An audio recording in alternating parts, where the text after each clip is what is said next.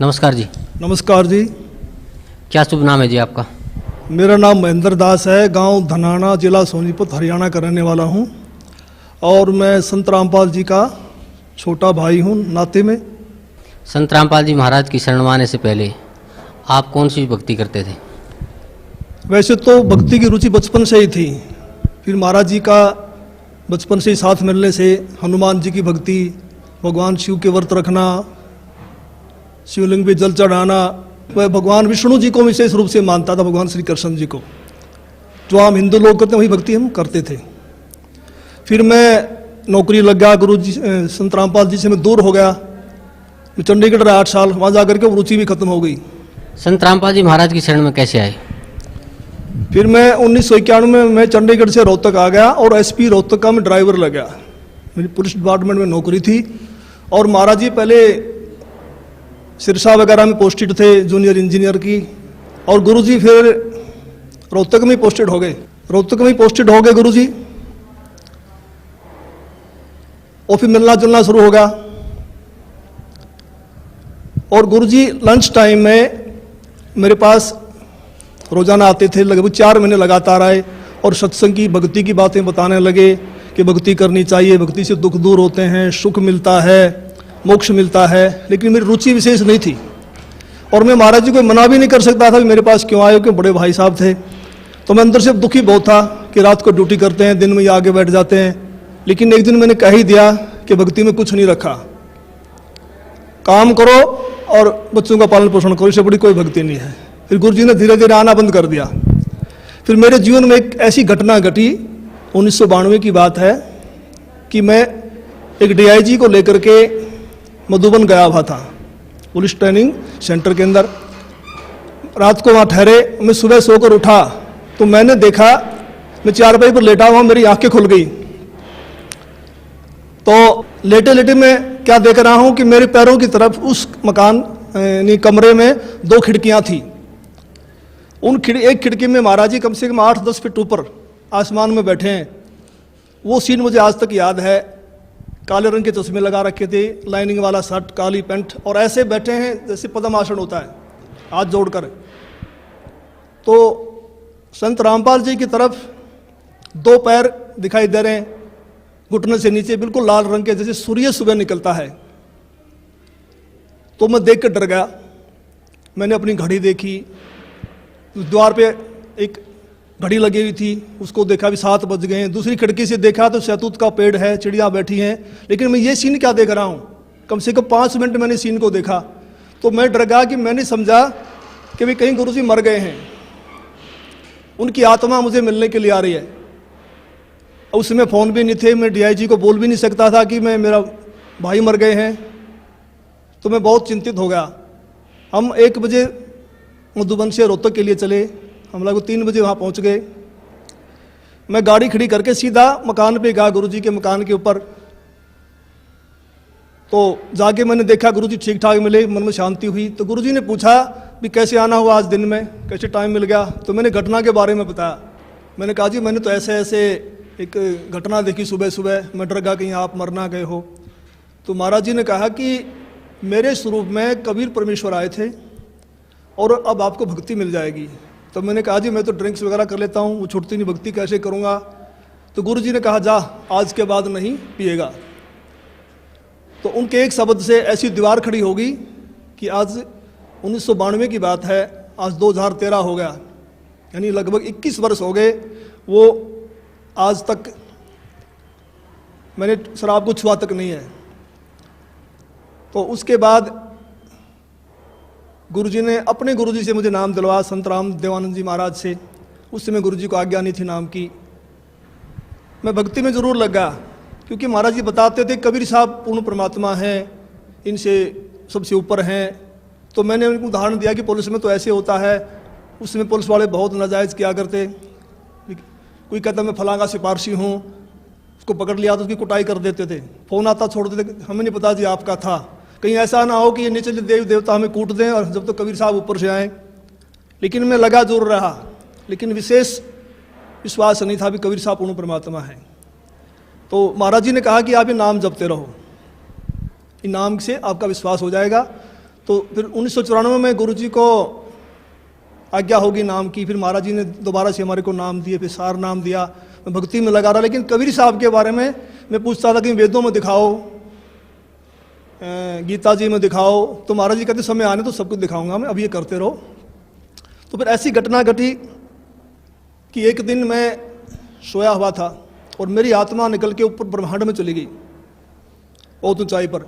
वहाँ विष्णु भगवान खड़े हैं श्री कृष्ण जी के रूप में, उनके सिर पर ऐसे मोर का चंदा है, मोर मुकुट है, और मेरे से कह रहे हैं कि जिस भक्ति पे आप लगे हो ये भक्ति बड़ी कठिन है, ये मार्ग बड़ा कठिन है, अगर इतना आसान होता तो सभी यहाँ से निकल जाते।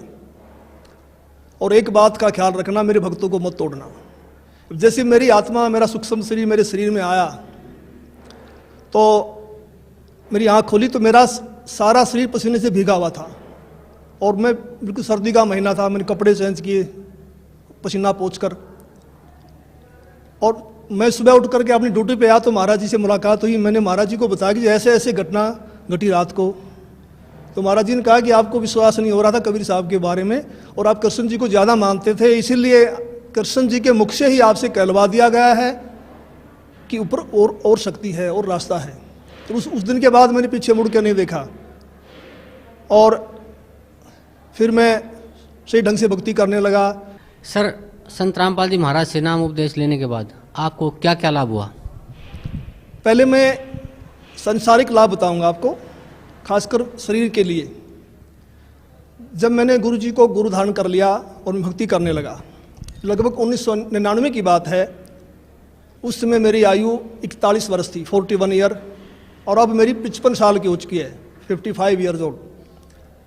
तो मैं रोहतक में एक रेलवे रोड का नाम है बाजार में, वहाँ एक लाला जी के पास बैठा हुआ था। वहाँ एक लड़का मेरे से मिला, वो लाला जी ने, उसका नाम फकीर चंद जी थे, उन्होंने कहा कि ट्रिपल एमए है और इन्होंने ज्योतिष शास्त्र से भी एमए किया हुआ है। तो मैंने उसको भक्ति की बात ही समझानी चाहिए, तो उसने कहा जी एक बार अपना हाथ दिखा दो। तो उसने मेरे हाथ देखे दोनों, पहले दाहिना हाथ देखा, कहने लगा आपकी आयु कितनी है? मैंने कहा मैं 41 वर्ष का हो चुका हूँ। तो उसने कहा आपके भाग्य में लिखा है 40 वर्ष से लेकर 45 तक बिल्कुल बेड के ऊपर बीमार अवस्था में लेटना, और आपको फला फला बीमारी लगेंगी। फिर मैंने कहा मैं तो 41 का हो चुका हूँ, मुझे तो कुछ भी नहीं है। कहने लगा 1 साल का धोखा भी हो सकता है, आपको ज़रूर होगा।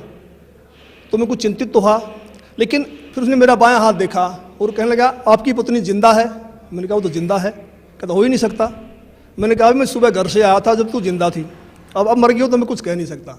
लेकिन वो तो उसने कहा भी ये कैसे असंभव हो रहा है? तो मैंने उनसे कहा भी हम पूर्ण सतगुरु की शरण में हैं, सच्चे मंत्र का जाप करते हैं। हमारे सतगुरु कहते हैं कि भी तिल घटना मासा बढ़े वेदना लिखे जो लेख, सच्चा सतगुरु मिटा के ऊपर मार दे मेघ। हमारे सतगुरु ऐसे कर देते हैं। तो फिर मैंने 6 महीने के बाद फिर मुझे एक ऐसा ही और ज्योतिषी मिला।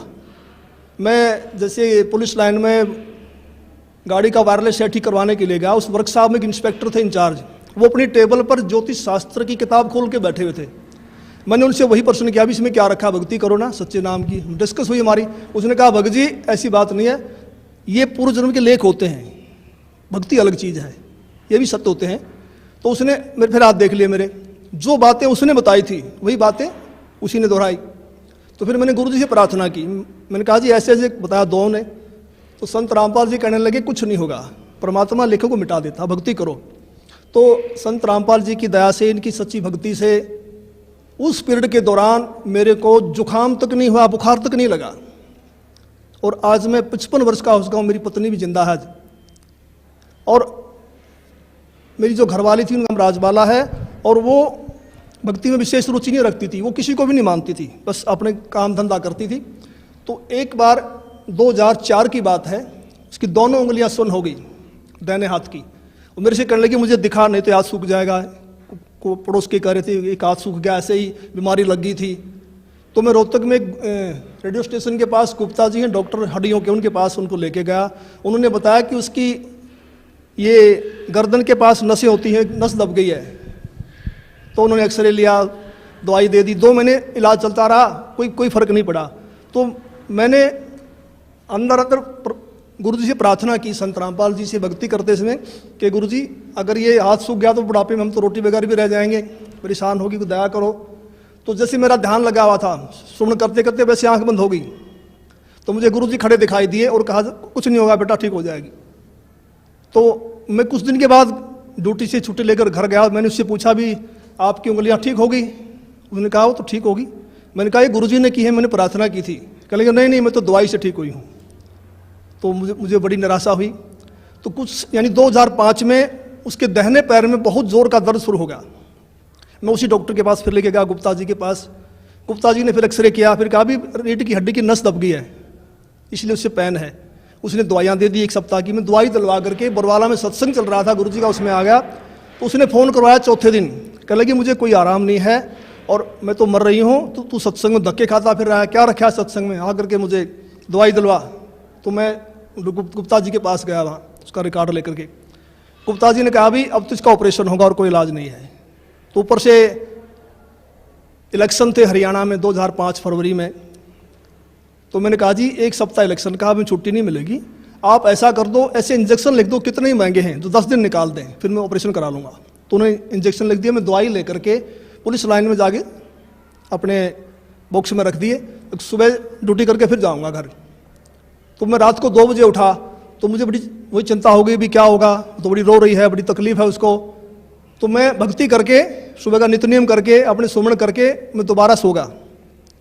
और सोते समय मैंने प्रार्थना की कि हे परमेश्वर, हे गुरुदेव, ठीक तो आप ही करते हो, अब की बार ठीक भी करो और ये एहसास करवाओ कि आपने ही किया है, करने वाले तो आप ही हो। तो मैं ड्यूटी करके शाम को 5 बजे घर गया। तो वो अपने काम धंधे में लगी हुई थी। मैंने उससे पूछा भी मैं तो 1000 रुपये की इंजेक्शन ले यार, तू ठीक है तो फ़ोन कर देती, इन दवाइयों को मैं वापस कर देता। तो उसने कहा मैं तो ठीक होगी। मैं कैसे हुई? कहने लगी मैं सारी रात रोती रही, 3 बज गए, मैं दीवार के ऐसे कमर लगा के रो रही थी।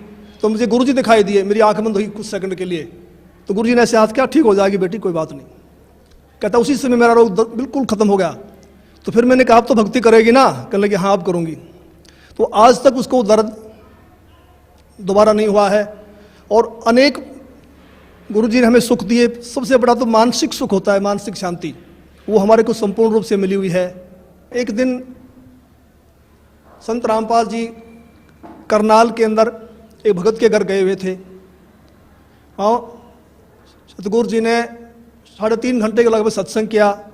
जब चलने लगे तो एक औरत ने, जो काफ़ी बुजुर्ग थी, कोई 65 साल के करीब उनकी उम्र रही होगी, उन्होंने कहा कि जी मैं आपसे कुछ बात करना चाहती हूँ। तो गुरुजी ने कहा ठीक है पूछो। तो उसने कहा जी आपने जैसे सत्संग समाप्त किया तो आपके ऊपर से कमल के फूल पर बैठा हुआ सफ़ेद परमात्मा निकल के गया है, मानव सदर्श, और मैं कमल की पंखड़ी को बहुत दूर तक देखते रही ऐसे। तो संत रामपाल जी ने कहा फिर आपकी क्या सलाह है नाम लेने की? तो उसने कहा मैंने तो गुरु बनाया हुआ है राधा स्वामी व्यास से, और मैं तो मंदिरों में भी जाती हूँ, देवताओं की पूजा भी करती हूँ। तो महाराज जी ने कहा देखो इनके फूटे भाग, ये सच्चाई को देखकर भी नहीं मान रही हैं। तो फिर हम चल पड़े। उस समय गुरु जी के पास सुमो गाड़ी होती थी, हम दिल्ली साइड में जा रहे थे। मैंने महाराज जी से प्रश्न किया कि महाराज जी परमात्मा का भी अजीब खेल है, जो ढूंढ रहे हैं उनको दर्शन नहीं दे रहे, और जिनको दर्शन दे दिए, जो इनको प्रकट होके बता गए, वे इसको मान नहीं रहे कि परमात्मा की क्या लीला है। तो महाराज जी ने कहा ये बुद्धि से परे का विषय है और इसको आप नहीं समझ पाएंगे। फिर मैंने कहा जी बताओ, दया करो। तो संत रामपाल जी ने बताया कि ये औरत 600 वर्ष पहले जब कबीर परमेश्वर आए थे उनकी शिष्या थी। इन्होंने लगभग 5-6 महीने भक्ति की, फिर इन्होंने नाम छोड़ दिए। उसी प्रथम मंत्र के प्रभाव से इसको मानवश्री मिलते आ रहे हैं, भक्ति में रुचि है। अब ये समझ रही है कि जो मेरे को छोटा मोटा लाभ मिल रहा है ये देव देवता या मेरा पुराना गुरु दे रहा है, जो उन्होंने बनाया हुआ है, तो डर के मारे नहीं छोड़ना पा रही। तो मैंने फिर प्रश्न किया कि महाराज जी मैंने तो ये पूछा है कि इनको दर्शन क्यों दिए? तो गुरु जी ने कहा, संत रामपाल जी बोले कि परमात्मा किसी की उधार नहीं रखता, ये कल को मरेगी, नरक में जाएगी, वहाँ उसको बड़ा कष्ट होगा। जब आत्मा रोती है तो परमात्मा को आना पड़ता है, मन के नहीं सुनता परमात्मा। तो फिर ये आत्मा वहाँ सवाल करती है कि जी आपकी भक्ति का हमें ज्ञान नहीं था, हमने भक्ति तो बहुत की। तो वहाँ परमात्मा ये सीनरी दिखाएंगे ये सारी फिल्म दिखाएंगे कि 3-3.5 घंटे मैंने सत्संग सुनाया, आप क्या भक्ति कर रहे हो, इसका क्या लाभ है, मेरी भक्ति क्या है, और जाते समय दर्शन दे दिए। तो परमात्मा ने अपने सिर से भार उतार दिया, पर ये आत्मा बोल नहीं पाएगी, चुप हो जाएगी। तो मेरा भगत समाज से यही बार बार निवेदन है कि ऐसा मौका बार बार नहीं आता, तो संत रामपाल जी की शरण में आकर के अपना आत्म कल्याण करवाएं। सत साहिब। धन्यवाद आपको बहुत।